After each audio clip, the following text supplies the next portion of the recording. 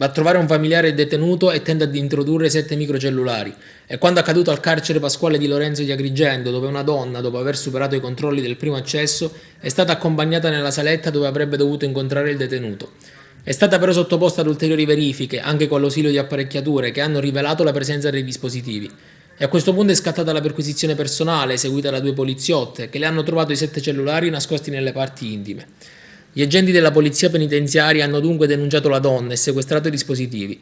Per la legge italiana, infatti, è reato introdurre o detenere telefoni cellulari all'interno di un istituto penitenziario, con una pena prevista da 1 a 4 anni.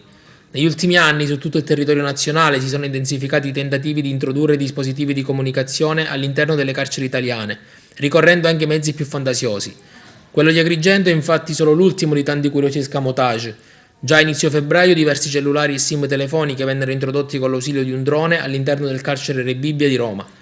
A Caserta un dentista ha provato a introdurre i cellulari occultandoli dentro la sua borsa. Alla richiesta di aprirla ha risposto che i suoi strumenti sarebbero dovuti rimanere sterili, ma i poliziotti hanno insistito.